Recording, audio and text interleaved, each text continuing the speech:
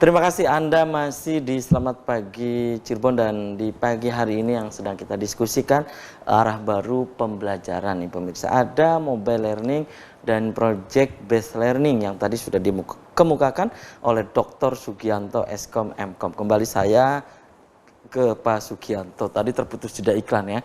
Pertanyaan saya, apakah model demikian, ini kan model yang sangat mudah, ini model yang sangat ini sekali ya. Maksudnya tidak ribet-ribet, misalnya sampai menulis di papan tulis, menulis di kemudian dihapus gitu kan. Nah ini boleh dibilang ini hemat sekali apa yang tadi dikemukakan oleh Pak Sugianto, dan ini model pembelajaran demikian apakah bisa diterapkan di SD, SMP, SMA, SMK? Baik. Metode ini memang awalnya saya proyeksikan di SMK, bahkan untuk politeknik ya, kalau di bidang-bidang keterampilan itu bisa dilakukan. Karena ini mengingat karena kondisi peralatan dan perangkat itu kan kita terbatas. Kalau menggunakan metode ini kan salah satunya bisa membantu walaupun tidak 100%. Dan ini bisa juga kita implementasikan di SMP dan SMA. SD mungkin perlu ada apa istilahnya, ya kalau kondisi sekarang siswa ini sudah mulai dia lihai menggunakan handphone ya sebenarnya gitu, anak SD.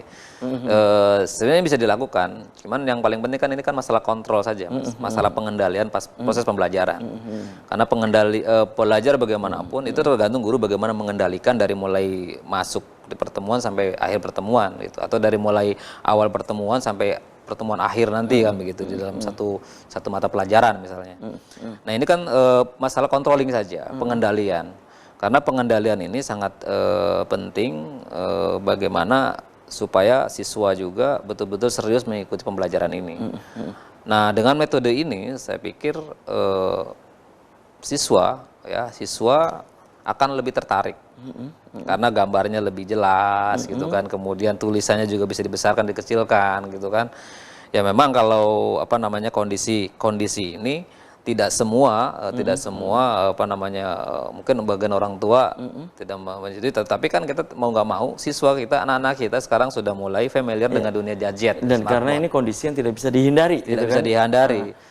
Sehingga ini perlu kita mengalihkan gitu perhatian ini. Makanya tadi tugas-tugas guru ya betul-betul memantau gitu. Jadi ini progresnya jelas Mas, dari mulai awal pertemuan sampai tugas-tugasnya dikerjakan atau tidak gitu kan. Kemudian itu bisa dilakukan di sini. Nah ini memang bisa dilakukan di SD, SMP, SMA sebenarnya. Cuman tadi tinggal masalah pengendalian saja. Bagaimana guru mempersiapkan materinya, kemudian menyampaikan langkah-langkah pembelajaran dari awal sampai akhir, kemudian pengendalian, sampai kemudian metode evaluasinya. Karena yang paling penting kadang-kadang siswa itu kadang-kadang nggak ada evaluasi ini, padahal dengan adanya mungkin sejenis intervensi ke siswa dalam arti mereka harus mengerjakan tugas-tugasnya, mengerjakan soal-soalnya dengan baik sebagai bentuk penilaian. Ini sebagai bentuk motivasi siswa juga untuk mengerjakan secara serius. Jadi ada metode evaluasi tersendiri yang memang juga dilakukan oleh seorang guru ketika menggunakan metode ini. Saya pikir gitu Mas. Oke. Dan kemarin itu disertasi yang ditulis oleh Pak Sugianto itu kan integrasi mobile learning dan project based learning. Itu penelitiannya di mana gitu? Kemarin itu saya riset ngambil sampel di mana gitu ya? Sampelnya saya ambil dari SMK, SMK Negeri 1 Jamblang. Salah satu sekolah Jamblang, dan ada SMK yang lain yang jadi perbandingan begitu.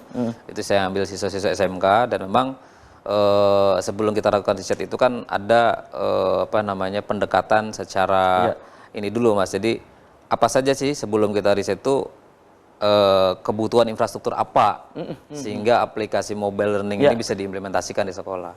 Dan sebelum melakukan riset itu saya meriset juga sebenarnya ketersediaan infrastrukturnya bagaimana di sekolah.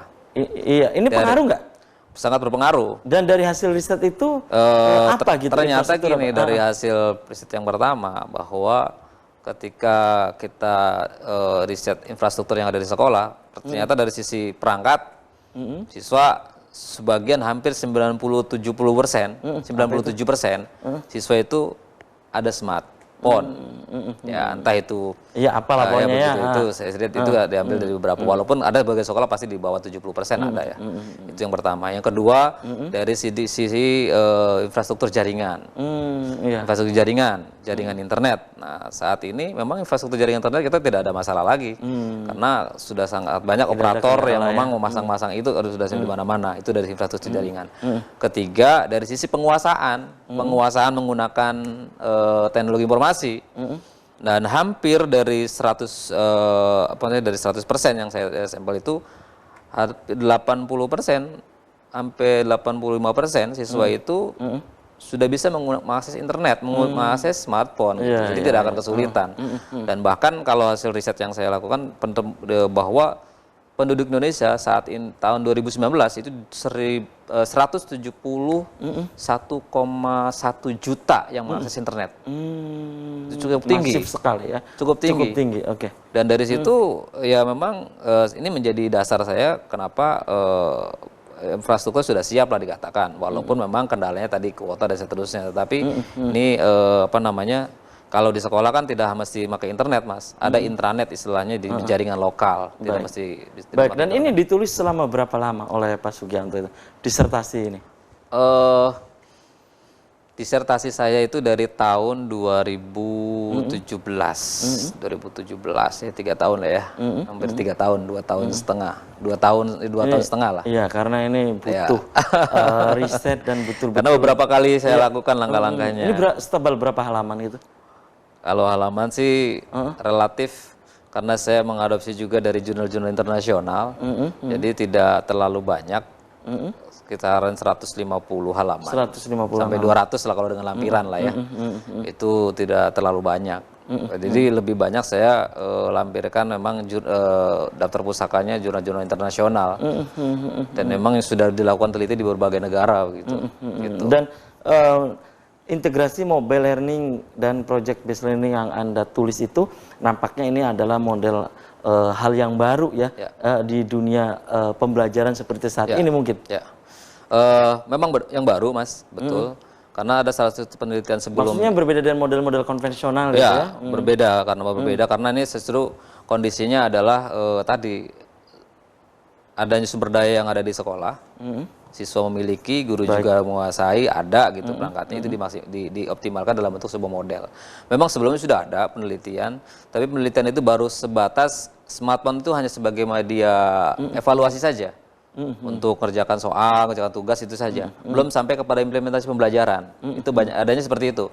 Dan saat ini saya mengambil riset ini memang mengkolaborasikan dari awal pertemuan sampai akhir pertemuan itu menggunakan ini sebagai media ya, media. Di situ ada konten-konten pembelajarannya gitu, yang dulu biasanya ngambil dari buku, beli LKS seterusnya. Jadi sekarang nggak usah beli LKS, nggak usah beli buku. Karena cukup udah ada di smartphone. Jadi meringankan orang tua sebenarnya. Seperti itu. Tinggal bagaimana guru mengelola dari awal sampai akhir menggunakan metode ini. Baik. Dan sayang sekali nih Pak Sugianto, usai sudah kebersamaan di Selamat Pagi Cirebon edisi pagi ini, nanti kita bisa dilanjut di lain waktu, lain kesempatan, tentunya dengan tema yang berbeda ya. Pak Sugianto, Mas Apip, silakan di closing statement pesannya apa untuk pemirsa di rumah atau peserta didik di rumah, guru, silakan. Sugianto. Baik, terima kasih Mas Habib, Bapak dan Ibu, orang tua siswa dimanapun yang berada. Kami dari salah satu guru di sekolah, tentu tugas kami adalah bagaimana menyampaikan ilmu sesuai dengan standar pendidikan nasional ini benar-benar nyampe kepada siswa. Karena mengingat kondisi saat ini bahwa kita ini sedang diperangi, dibanjiri dengan arus teknologi informasi yang sangat dahsyat. Tetapi kalau tidak kita sikapi dengan maksimal, kita tidak kolaborasikan dalam belajar, tentu ini menjadi hambatan tersendiri dalam pembelajaran. Oleh karenanya, apapun teknologi yang masuk harus kita sikapi sebagai sesuatu yang positif, sehingga ini bisa memberikan kontribusi dalam di masa yang datang, termasuk dalam belajar, dalam pendidikan tentunya. Oke. Begitu Mas. Oke, terima kasih nih Pak Sugianto sudah menyempatkan hadir di Selamat Pagi Cirebon. Dan pemirsa, demikian Selamat Pagi Cirebon edisi pagi ini, semoga bermanfaat. Terima kasih atas perhatian dan kebersamaan Anda. Akhirnya saya, Afif Rifai dan kerabat kerja di pagi hari ini harus pamit undur diri. Sampai jumpa lagi besok. Wassalamualaikum warahmatullahi wabarakatuh. Waalaikumsalam warahmatullahi wabarakatuh. Terima kasih Mas.